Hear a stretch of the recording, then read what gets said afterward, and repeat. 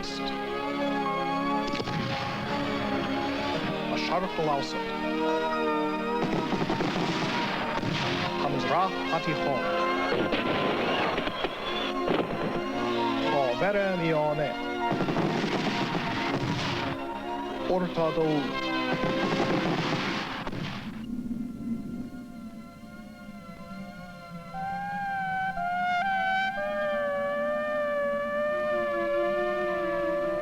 One of the most striking things about the Middle East is that the past and the present seem to be all jumbled up together.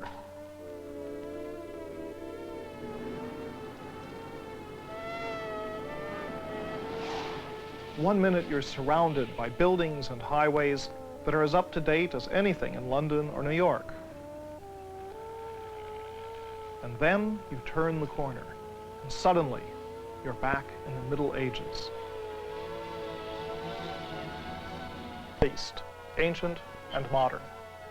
And the new face is very new indeed. It only dates back about 20 or 30 years to the beginning of the oil boom.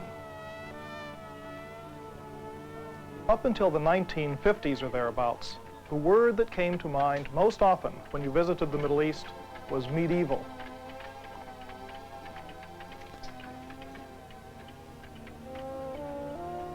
And even today, there are still many parts of this region that make you think you've walked onto the film set of an historical drama.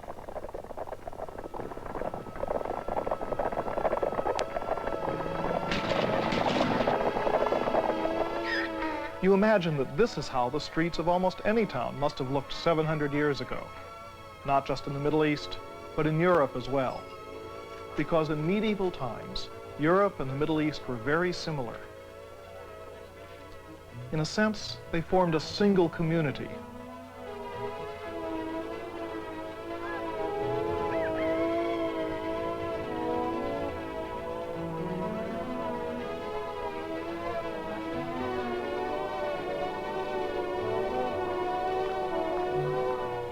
But then there was a parting of the ways.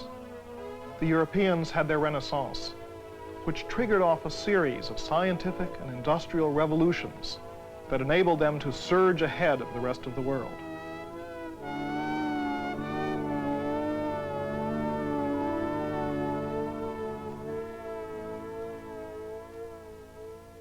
But why didn't the Middle East have an industrial revolution? After all, the great Islamic civilization that flourished during the Middle Ages made tremendous progress in science and technology. The European Renaissance itself owed a lot to the Muslims. But just as Europe was being reborn, the Middle East seemed to be, if not actually dying, at least to be falling asleep. Why? Why did the Middle East start to stagnate just at the very moment that Europe started to take off? There are many possible reasons. Some of the most important ones are economic. At the end of the Middle Ages, agriculture was still the main source of wealth, both in the Middle East and in Europe.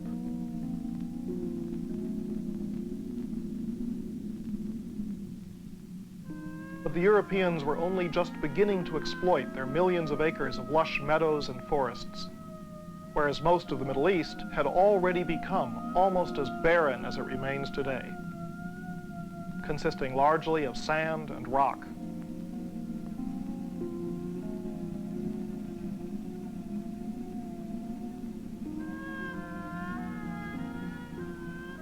In the 13th century, something like 80% of Europe was arable, as compared with about 5% of the Middle East, mainly confined to various parts of Turkey and Iran, plus narrow strips of fertile soil along the coasts of North Africa and the Fertile Crescent.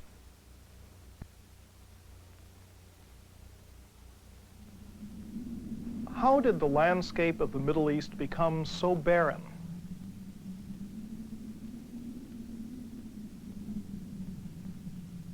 Was it just because of the hot, dry climate? Largely, yes.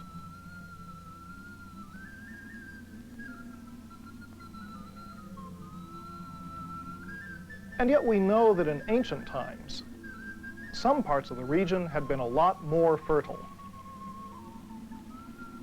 After all, agriculture itself, like so many other things, was invented in the Middle East some 10,000 years ago along the banks of the River Jordan.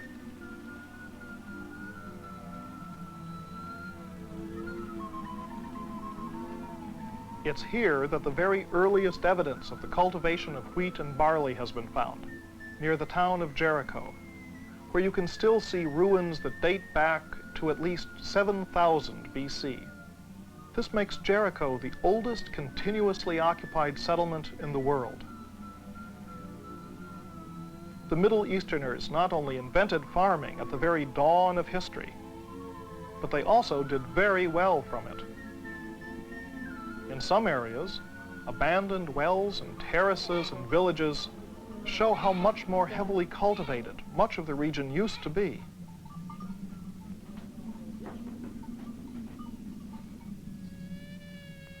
One of the most spectacular examples of this is the ancient city of Petra in Jordan.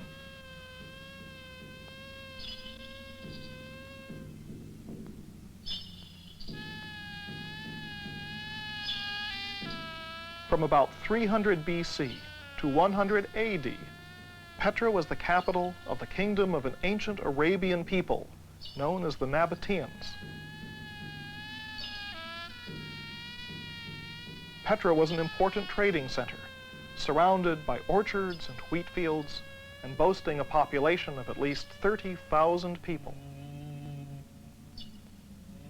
Today, it's just a magnificent pile of rock in the middle of the desert.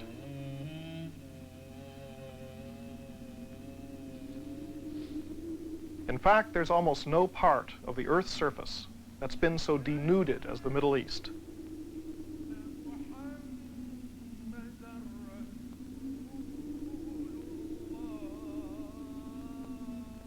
Between the time of the invention of agriculture in Jericho and the coming of the Middle Ages, the Middle Easterners destroyed about 90% of their forests. That sounds terrible, but after all, we're talking about a period of over 9,000 years. In North America, just in the last 150 years, we've destroyed more than 60% of our own forests.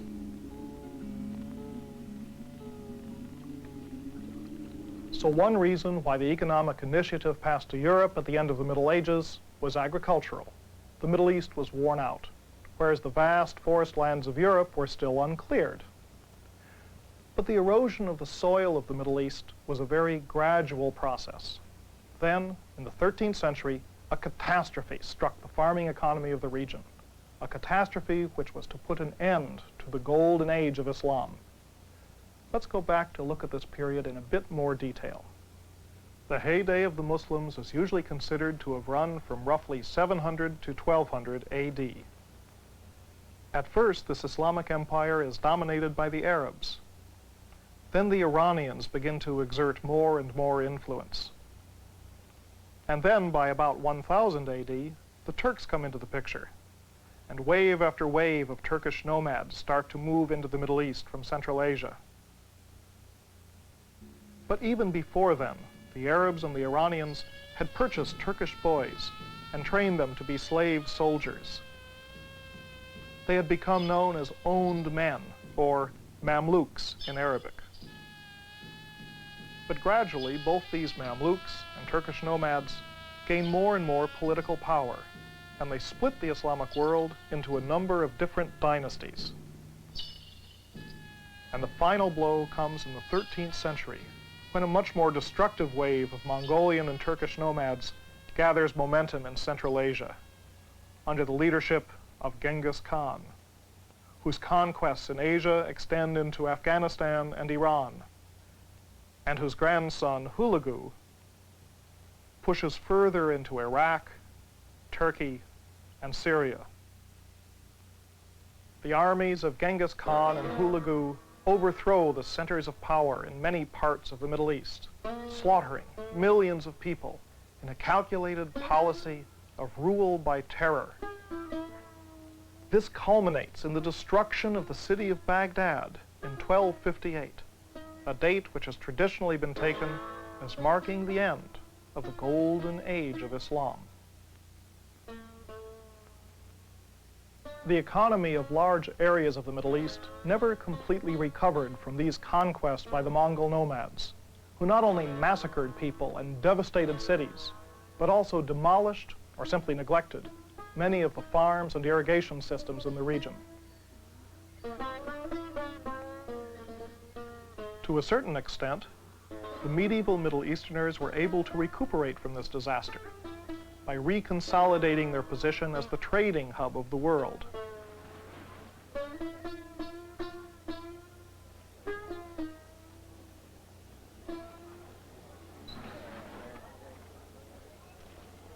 They continued to control almost all the traffic between East and West, especially in silks and spices and precious metals.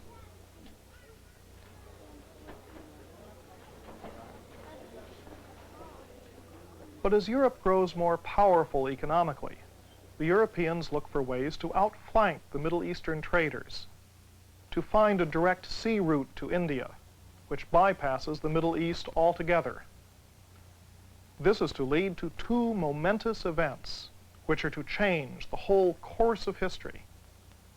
In 1492, Christopher Columbus, while looking for a new route to India, discovers America. And just 6 years later, Vasco da Gama, who was also looking for a new route to the east, actually succeeds in finding it by sailing around the southernmost tip of Africa and landing on the west coast of India in 1498. Now, it's difficult to exaggerate the importance of what Columbus and da Gama did. They changed the face of the world. For thousands of years, the Middle East had been at the center of everything. All the lines of force of culture and economics had converged on this crossroads of civilization. But then all this energy starts to be deflected into two quite new directions. One line of force shooting off westwards from Europe to the New World, and another line of force veering south and east from Europe, linking it with India and China. This will eventually leave the Middle East in limbo, a backwater, cut off from the main economic and cultural currents of the world. One immediate result of the discovery of America is the almost simultaneous discovery of enormous quantities of silver and gold, which soon flood the world's money markets and cause a sharp devaluation of the precious metals in the Middle Eastern treasuries. And of course, at the same time, the route around Africa to the Far East drastically reduces the flow of goods through the Middle East. So the Middle East gets left behind, stuck back in the Middle Ages. First, because most of its agricultural land is exhausted. Second, because of the havoc wrought by the Mongols. And third, to top it all, because it's now bypassed by new trade routes which minimize its historic role as a commercial crossroads. The result? Economic stagnation, which will settle over the Middle East for the next 400 years, from the beginning of the 16th century until the beginning of the 20th. But here we come to an apparent contradiction, because these 4 centuries happen to coincide almost exactly with the period in which nearly all of the Middle East is under Ottoman rule.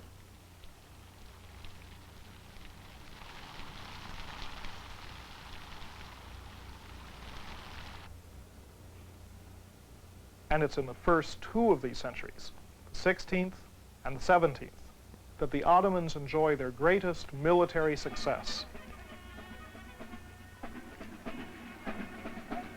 They win battle after battle, not only in the Arab lands of the Middle East, but also in Southeast Europe. But if the Ottomans were so successful on the battlefield in the 16th and 17th centuries, how can we say that this period was one of stagnation? Because the Ottoman economy was basically not very productive. Only the continual taking of booty and occupying of new land disguised this fact. The Ottomans failed to realize this. as they also failed to realize that they couldn't go on defeating the Europeans forever. And the reason for this was that the Ottomans had a very low opinion of the Europeans. After all, the last Europeans who had tried to invade the Middle East had been the Crusaders. And in Muslim eyes, the whole Crusader episode had proved not only that the Europeans could be vanquished in battle, but also that they were culturally inferior. It's true that the Crusaders had managed to capture the Holy Land in the 12th century, but they were progressively beaten back and eventually driven out of the Middle East once and for all in 1291. While they were in the Middle East, the Crusaders made a very poor impression on the Muslims.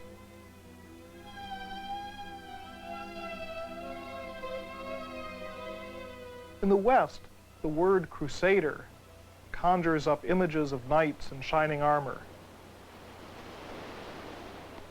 But in reality, most of these people were barbaric by Muslim standards, and they were extremely cruel. They slaughtered tens of thousands of Muslims and Jews in the Holy Land in a manner worthy of Genghis Khan. So the much more civilized Muslims rightly considered the Crusaders to be little more than a bunch of savage infidels from darkest Europe. This rather squalid image of the Europeans stayed with the Muslims right into the 17th century Ottoman Empire. Although by now, of course, it was dangerously out of date. Military victories had created a fool's paradise for the Ottomans, and this paradise was only made more alluring by all the Turkish delights of their palaces and harems, which further insulated many of the Ottoman sultans from what was going on in the outside world. The crunch came in 1683, when they were soundly defeated by the Europeans after their second unsuccessful siege of Vienna. This was one of the first in a long series of setbacks in Europe, which continued throughout the 18th century. And right at the end of that century, the unthinkable happened. For the first time in 500 years, a European army successfully invaded the heart of the Middle East itself, when Napoleon landed in Egypt in 1798. The ease with which Napoleon subdued the Turkish forces in Egypt suddenly shocked the Middle Eastern rulers into realizing for the first time just how superior Europe had become. But the shock was mutual, and it jolted the Europeans into realizing just how inferior the Middle East had become. So although Napoleon's invasion of Egypt did stimulate the Middle Easterners to set in train a series of modernizing reforms, it also stimulated the Europeans, chiefly the British and the French, to take control of as much of the region as they could.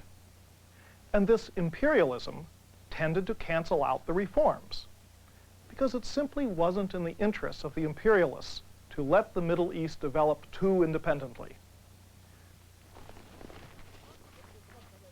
This is one of the main reasons why throughout the 19th and the first half of the 20th century, most of the attempts at modernization in the region were very superficial and patchy, having little effect on the great mass of the population.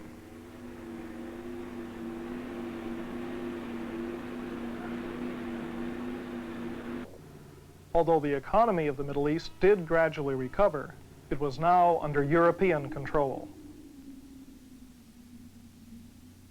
And it was the Europeans who were reaping nearly all the benefit.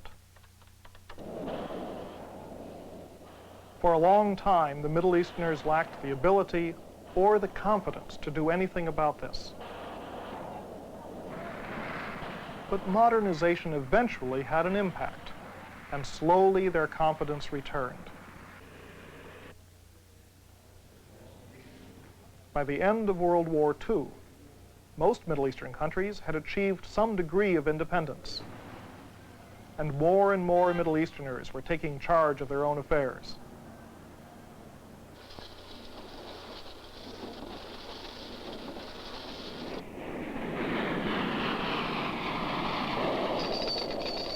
This process was accelerated by the vastly increased oil wealth that began pouring into the Middle East in the 50s and 60s.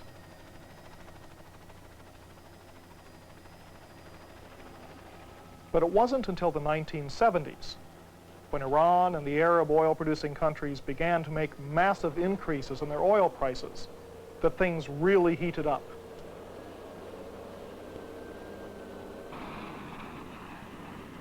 Over the last dozen years, the modernization of the Middle East has taken off at a breakneck pace.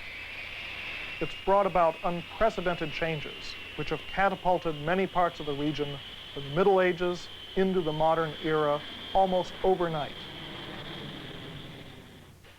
Hence the incredible contrast that we now see between the ways of the fathers and the ways of the sons.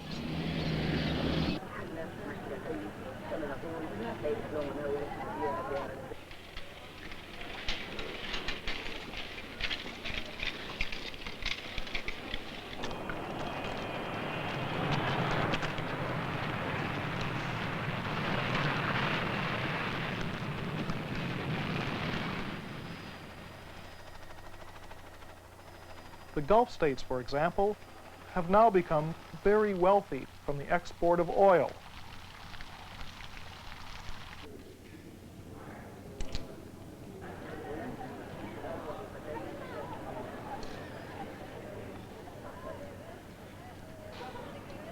But only a generation ago, their main export consisted of pearls.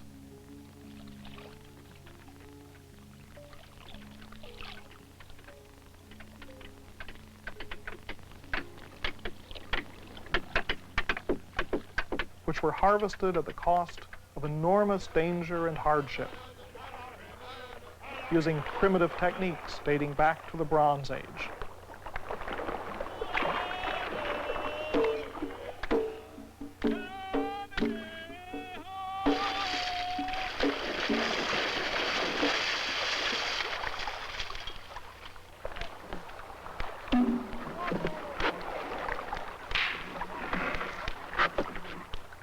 Today, the sons of these pearl divers are studying computer science or nuclear physics at the new Gulf universities.